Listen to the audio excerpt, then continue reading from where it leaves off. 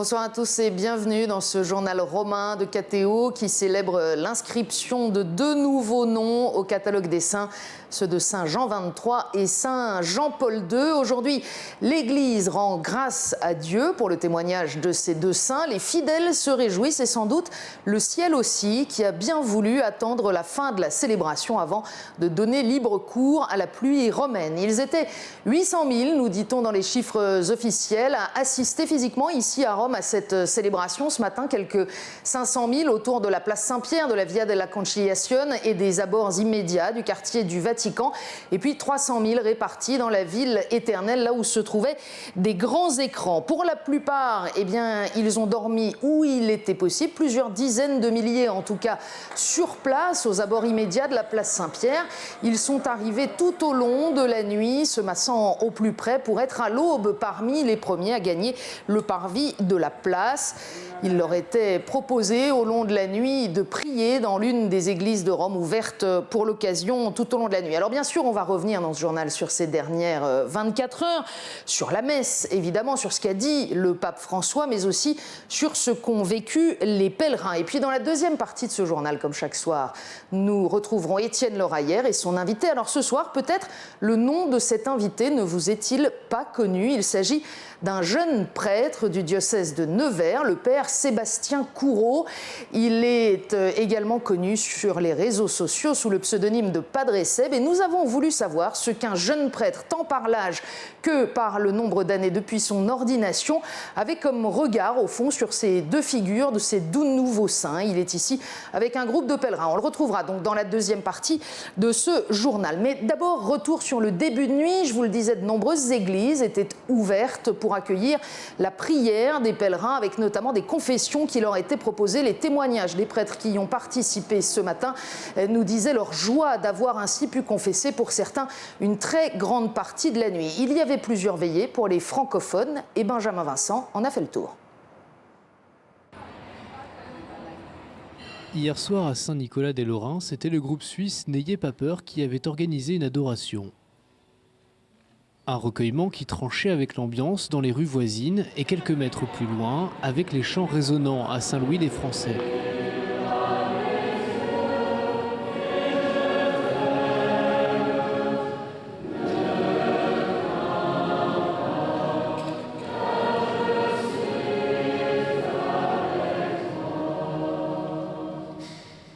C'est un moment de partage carrément énorme. C'est intense de vivre ces moments-là tous ensemble. Saint-Louis-des-Français est comble, mais d'autres églises proposent des veillées dans le quartier, l'occasion pour les primo-arrivants de se plonger dans l'ambiance. On va faire un peu le tour des églises où il y a des veillées en français, et jusqu'à entre 9h et minuit, puis après on rejoindra la place, les alentours de la place Saint-Pierre. D'autres, au contraire, profitent de ces instants de calme avant une nuit un peu compliquée. On va faire la veillée, on ne sait pas encore si on va dormir à la Belle Étoile, ou ça dépendra du temps, de un peu de tout, ou si on ne sait pas très bien où on va dormir encore. Et pour cette veillée, beaucoup de jeunes ont fait le déplacement, comme le groupe parisien Even. Et là, on a essayé de voir les différentes ambiances dans les églises, on est allé voir un peu les manuels, c'était super sympa. Là, on vient d'écouter un topo super, vraiment. Et on se mélange beaucoup aussi aux Polonais, aux Italiens. Je suis venu parce que j'aime Rome, je suis venu pour cet événement, mais je ne m'attendais pas du tout à trouver une telle force, beaucoup de jeunesse, beaucoup de jeunesse. Et là, je sors de cette veillée à Saint-André-de-la-Vallée, émerveillé aussi de voir autant de jeunesse qui s'intéresse au message délivré par ces 2 papes. Passé 22 heures, la veillée touche à sa fin à Saint-Louis-des-Français et ce sont les scouts qui mettent l'ambiance devant l'église.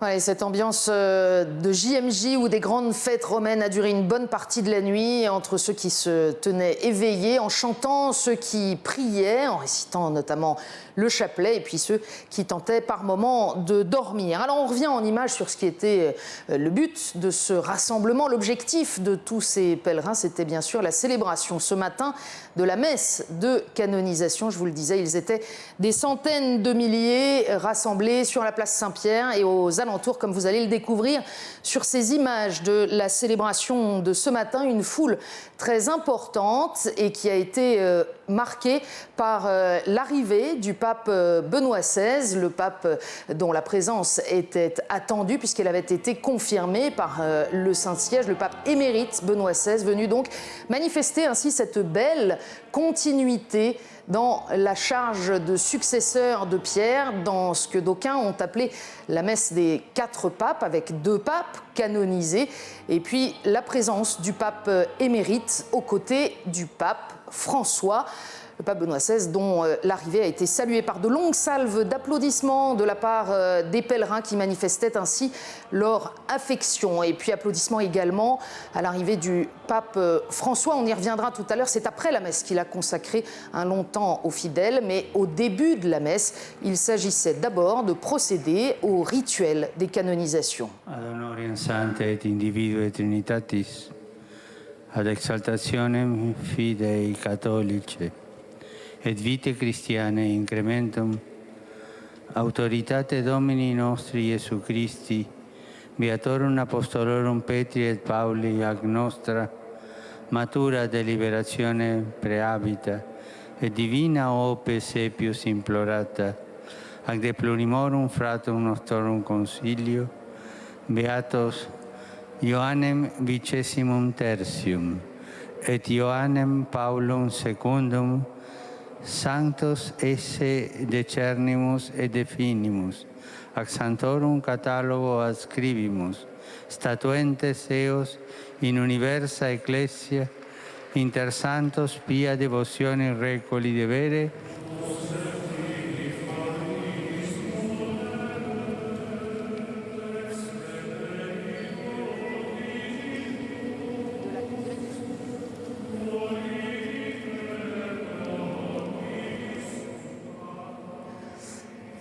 Très belle prière de canonisation immédiatement suivie des reliques des nouveaux saints apportés par des membres de la famille pour Jean XXIII et par la miraculée costaricaine pour Jean-Paul II. La messe donc qui s'est poursuivie ensuite selon le rituel normal. Alors dans son homélie très attendue, le pape François a commenté naturellement l'évangile de ce dimanche de la Divine Miséricorde en soulignant que les plaies du Christ demeurent visibles dans son corps glorieux. Ces 2 grands témoins de la foi n'ont jamais eu peur de regarder les plaies du Christ, de s'en approcher, pas plus que de la chair de leur frère, a souligné le pape François. Il a rappelé que Jean XXIII comme Jean-Paul II ont été des hommes, des prêtres, des évêques, des papes du XXe siècle dont ils ont connu les terribles tragédies, mais celles-ci ne les ont pas abattus car en eux, Dieu était plus fort. Et puis, le pape François a dessiné ce qui constitue à ses yeux l'héritage de ces 2 saints pour l'Église. Giovanni XXIII e Giovanni Paolo II hanno collaborato con lo Spirito Santo per ripristinare e aggiornare la Chiesa secondo la sua fisonomia originaria, la fisonomia che le hanno dato i santi nel corso dei secoli. Non dimentichiamo che sono proprio i santi che mandano avanti e fanno crescere la Chiesa. Nella convocazione del Concilio, San Giovanni XXIII ha dimostrato una delicata docilità allo Spirito Santo. Si è lasciato condurre, è stato per la Chiesa un pastore, una guida guidata. Questo è stato il suo grande servizio alla Chiesa. E per questo a me piace pensarlo come il Papa della docilità allo Spirito Santo. In questo servizio al popolo di Dio, San Giovanni Paolo II è stato il Papa della famiglia. Così lui stesso una volta disse che avrebbe voluto essere ricordato. Le pape de la docilité à l'Esprit Saint et le pape de la famille, dont le pape François a souhaité qu'ils veillent tous 2 sur le chemin synodal entrepris par l'Église tout entière sur la question de la famille. Vous le savez, un synode en 2 ans sur les questions de famille a été convoqué par le pape François.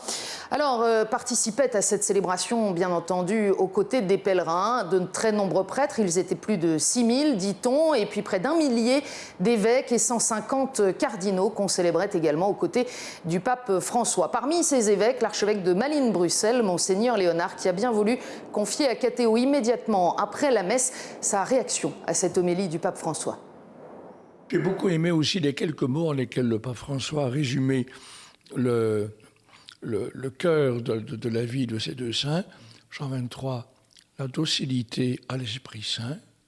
Bon, sa devise, c'était obéissance et paix. Il a obéi à l'Esprit Saint en convoquant un concile que peu imaginaient être encore possible à cette époque-là. Et alors il a résumé Jean-Paul II en parlant comme du pape de la famille et du pape des Journées mondiales de la jeunesse. Alors ce qu'a fait Jean-Paul II est encore bien plus large que cela.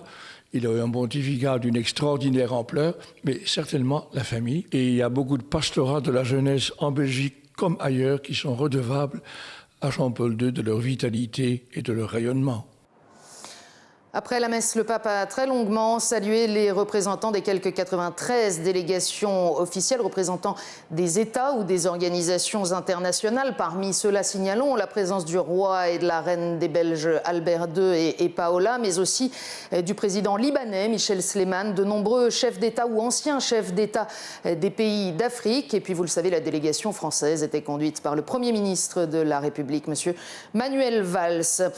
Après ces salutations qui ont paru longues à la foule, eh bien, le pape est enfin monté à bord de sa voiture découverte pour un long parcours à travers l'immense assemblée qui avait rempli l'ensemble de la place, mais aussi la longue avenue de la Conciliation que la Papa Mobile a parcouru jusqu'au bout, salué par les vivas de cette foule qui parlait presque toutes les langues du monde.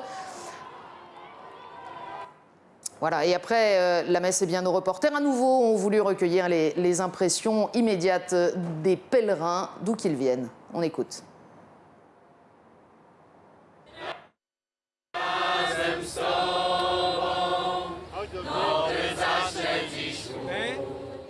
Jean-Paul II a une place spéciale dans le cœur des Libanais, surtout qu'il a envoyé une lettre apostolique pour le Liban et en disant que le Liban est une mission. Donc c'est une terre sainte. Il soutenait les chrétiens à rester dans leur pays et à vivre avec les autres religions qui vivent avec eux. Moi, je l'aime beaucoup car moi, je m'appelle aussi Jean-Paul. J'ai pris le rosaire comme lui, il prit le rosaire avec ma maman. C'est surtout le pape du JMJ. Moi, j'ai été 2 fois en fait, à Rome et à Toronto. Et voilà, c'était vraiment aussi le pape qui m'a marqué, plus le pape de la vieillesse finalement, parce que c'était sur la fin de sa vie aussi. Et comme quoi, j'ai souvenir à Toronto qu'il levait les bras, par exemple, alors qu'il avait la maladie Parkinson. Et c'est vrai que c'était vraiment, il faisait l'effort. I discovered vocation when our Polish Pope was preaching in Poland 30 years ago, and I followed Jesus because he. Nous sommes nous la génération Jean 23. Nous étions adolescents quand Jean 23 était pape. Moi, j'ai découvert seulement adulte. Voilà, parce que j'ai une éducation janséniste et c'était tout le contraire de ce que Jean 23 disait. Il a surtout marqué par c'était un homme d'une modernité extraordinaire. Le concile de Vatican II a été une révolution dans l'Église, mais il a apporté énormément de choses. Il est venu plus proche des chrétiens. Oggi è stata una bella giornata per tutto il mondo che aspettava questo momento da tempo. Quindi un augurio a tutti e che tutti stiano in pace.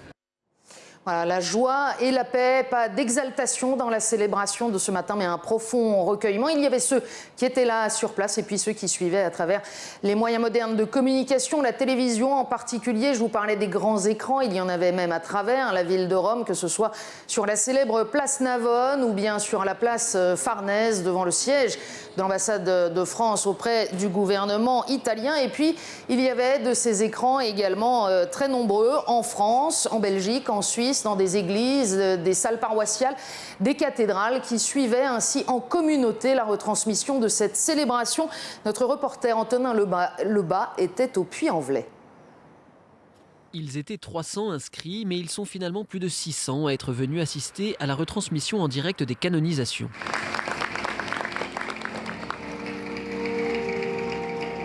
Sua gratia sustiniat id solemniter turismus. Pour l'ensemble paroissial Jean 23, créé il y a 2 ans et regroupant 12 anciennes paroisses, la figure du bon pape Jean est encore dans les mémoires. Qu'il est passé à Saint-Paulien lorsqu'il était nonce apostolique et qu'il est monté à la Chaise-Dieu. Aujourd'hui, nous avons la joie immense que notre patron devienne saint et on le vit ensemble. Il y a une solidarité entre tous les fidèles. Faire la fête en l'honneur de Jean 23 et surtout que les 12 communautés apprennent à bien vivre ensemble. C'est essentiel de prier, de savoir qu'on n'est pas seul dans notre foi, seul, isolé. Oui, c'est une source d'espoir et un grand moment de partage. Vous savez qu'il y avait cette initiative de voir un grand écran, puis de le vivre en église avec d'autres, c'était important. Si la fête est un succès, le travail n'est pas fini. Dans les prochains jours, il faudra apposer sur les 12 clochers de l'ensemble paroissial la nouvelle plaque « Paroisse Saint-Jean 23 ». Voilà quelques-uns des témoignages de jeunes et moins jeunes recueillis par nos reporters levés à l'aube et qui ont vécu au rythme des pèlerins pour vous proposer ce journal romain. Je voudrais dire un merci tout particulier ce soir à Florent Bonnet, à Charles de Pechepérou et à Marine Wolf qui totalisent le record des heures travaillées pour contribuer au journal de ce soir. Merci à l'ensemble des équipes, aussi bien à Rome qu'à Paris, et puis à vous de votre fidélité. Je rappelle que vous pouvez retrouver ce journal sur notre site internet et puis que vous nous retrouverez également sur ce plateau pour un dernier journal romain des canonisations demain soir à la même heure, 19h40. Comme prévu, deuxième partie de ce journal, Étienne Leraillère reçoit le père Sébastien Courreau. Saint Jean 23 avait confié dans sa jeunesse qu'il souhaitait être un bon curé de campagne. Eh bien, ce soir, nous accueillons un curé de campagne. C'est la raison de la présence du père Sébastien Courreau. Merci beaucoup d'être avec nous. Padre Seb sur Twitter. Exactement. Et en soutane pour l'occasion. Soutane pour l'occasion, oui. À Rome, il faut en profiter. Et dans la Nièvre, vous êtes prêtre curé depuis quelques jours? Depuis une semaine. Vous portez la soutane également? Non, je suis en col romain, mais la soutane pour les occasions exceptionnelles. Vous êtes venu ici à Rome avec un groupe de pèlerins de la Nièvre, 35, avec Monseigneur Braque de la Perrière. Au fond, c'était un peu une folie de venir se perdre là dans ces 800 000 pèlerins présents pour cette messe de canonisation. C'est un peu une folie, oui, parce que nous ne savions pas vraiment dans quelles circonstances nous serions accueillis, le monde qu'il y aurait. Et puis, j'ai un groupe où il y a également des personnes un peu plus âgées que la moyenne de ceux que nous avons vus aujourd'hui. Mais ils ont tous une motivation profonde pour venir et vraiment ils sont heureux. J'avais peur de les faire crapahuter et de les épuiser, et non, au contraire, ils ont une énergie débordante et ça, c'est une source de joie. C'est vrai qu'il y a un contraste quand même entre cette grande fête de ce matin et puis le quotidien à Manicourt. Le quotidien à Manicourt, il ne ressemble pas à... Enfin, quoi qu'en ce moment, c'est le bol d'or sur le circuit. Donc j'imagine qu'il doit y avoir une effervescence un peu semblable sur ma paroisse. Mais non, le quotidien n'est pas forcément pareil, mais il est sans doute rempli aussi d'une même joie dans les paroisses, de voir des fidèles qui sont heureux de se rassembler. Beaucoup m'ont dit, quand je suis parti, écoutez, on pensera bien à vous dimanche, et nous, on est heureux d'être des fils de l'Église et d'être présents dans la paroisse et d'y vivre notre foi. Donc je pense qu'il y a des points communs quand même. En quoi finalement ces deux saints, pour vous en tant que curé de paroisse, pour vos paroissiens, ils sont un soutien pour la foi? Eh bien, je me souviens que j'ai décidé vraiment de rentrer au séminaire à la fin des JMJ de Paris en 1997. Vous avez été ordonné en 2009. Et j'ai été ordonné en 2009. Bientôt 35 ans. Voilà. Et quand j'ai vu Jean-Paul II aussi présent auprès des jeunes, alors qu'effectivement dans ma paroisse, quand j'étais enfant et ado, c'était plutôt les têtes grises. Et quand j'ai vu toute cette jeunesse rassemblée autour du pape et comment il pouvait soulever cette foule et la rendre joyeuse de connaître le Christ, je me suis dit, ça vaut le coup d'être prêtre. Donc je pense que la figure de Jean-Paul II, mais aussi la figure de Jean XXIII, parce que un de mes pèlerins me disait que pour lui, Jean XXIII, c'était une présence au monde, une ouverture au monde, qu'il a fortifié dans sa foi. Je pense qu'ils ont vraiment quelque chose à nous dire sur la joie d'être chrétien. Et c'est vrai qu'il y a quelque chose de très intéressant parce qu'au fond, chaque génération a vécu une expérience spirituelle différente et porte peut-être d'ailleurs un regard différent sur ces deux saints, ces deux nouveaux saints. Oui, en plus ce sont deux papes qui sont vraiment porteur d'une génération. Enfin, Jean XXIII, c'est la génération qui a vu s'ouvrir le concile et qui en a vu les premiers fruits. Jean-Paul II, c'est la génération de la jeunesse d'aujourd'hui, celle qui a été marquée par les JMJ. Donc finalement, chacun peut trouver dans l'un de ces deux saints un témoignage et un soutien. Et donc c'est ça qui est intéressant aussi, de pouvoir les canoniser ensemble et de montrer qu'il y a une continuité dans la vie de l'Église à travers ces deux témoins. Et puis ces deux papes, deux pontificats en tout cas, qui ont été marqués par le Concile Vatican II. Alors on sait bien, il y a eu le Concile, l'esprit du Concile, et on a vu aussi en France des résurgences de ces tensions, de ces clivages idéologiques. Alors est-ce que ces canonisations peuvent-elles apaiser ces tensions, ou peuvent-elle permettre d'y réfléchir à nouveau ? Je pense effectivement on peut arriver à un nouveau départ aujourd'hui. J'ai un ami prêtre qui utilise une belle image pour parler de ces 50 dernières années. Il dit que quand un bateau doit amarrer et partir en pleine mer, il lui faut beaucoup de temps avant de quitter le port, parce qu'il faut qu'il trouve le bon sens, la bonne sortie. Et une fois qu'il est à la sortie du port, eh bien, il est lancé en pleine mer. Mais je pense que c'est une belle image pour parler de ce que nous avons vécu ces 50 dernières années. Nous avons sans doute, l'Église a tâtonné, mais mes confrères ont pu tâtonner, nous tâtonnons encore, mais sans doute qu'aujourd'hui nous sommes arrivés à la fin du chenil et que nous pouvons partir en pleine mer parce qu'on a trouvé un équilibre et on a trouvé aussi de nous retrouver et de nous recentrer sur l'essentiel, sur la vie de foi et sur le désir de porter cette foi au monde. C'est pas une vision trop irénique, parce qu'on sait aussi que parfois les plus jeunes générations encore, même chez les prêtres, disent il y a eu cette génération qui nous a précédés, qui a tout fait passer par-dessus bord, et qui a des tentations aussi plus identitaires.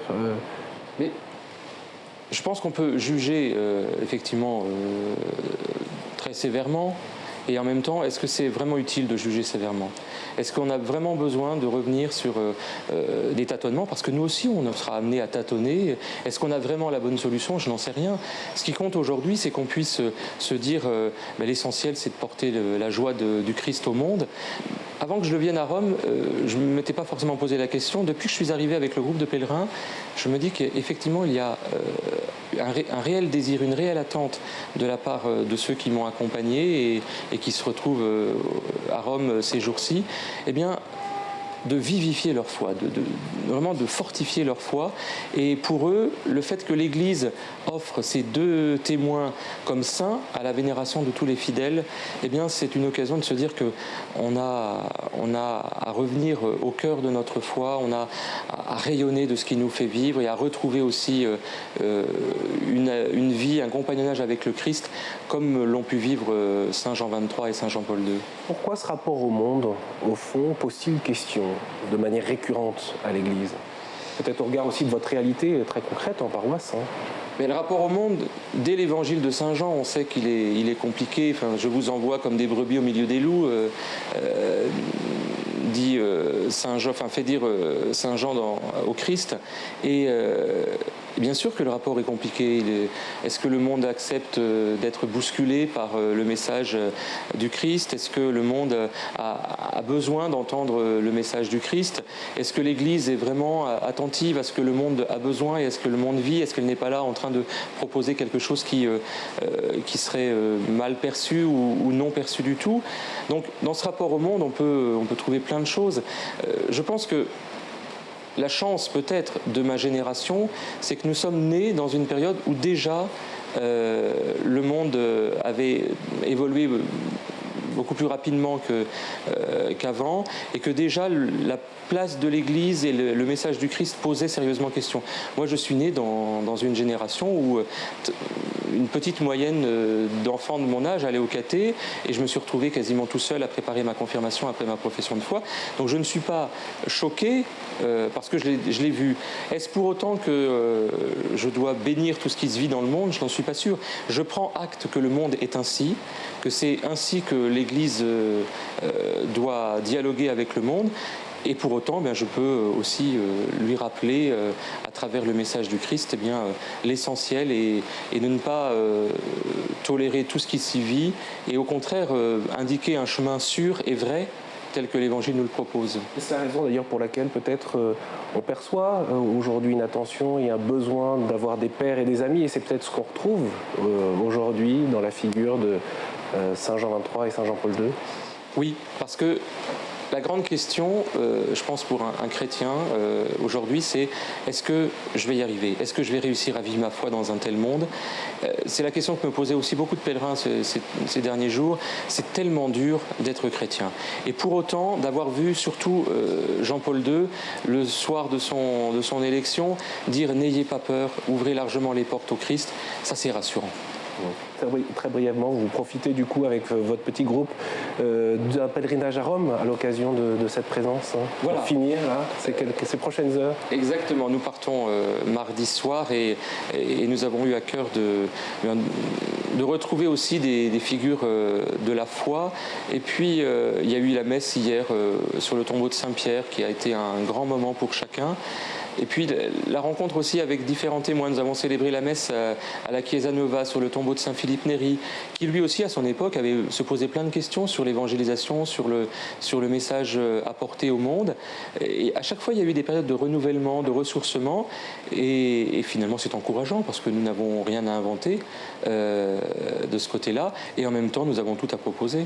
Merci beaucoup d'être venu sur ce plateau ici à Rome, Père Sébastien Courreau, et merci de nous avoir relaté la manière dont vous viviez, vous, cette messe de canonisation et ce pèlerinage avec votre groupe de pèlerins. Bien sûr, vous retrouvez ce journal romain sur le site internet de KTO, tout comme l'ensemble des programmes de la chaîne qui sont consacrés à ces canonisations de Saint Jean XXIII et Saint Jean-Paul II. On se donne rendez-vous demain pour un nouveau journal romain à 19h40 avec une rediffusion à 22h10. Très bonne soirée à vous.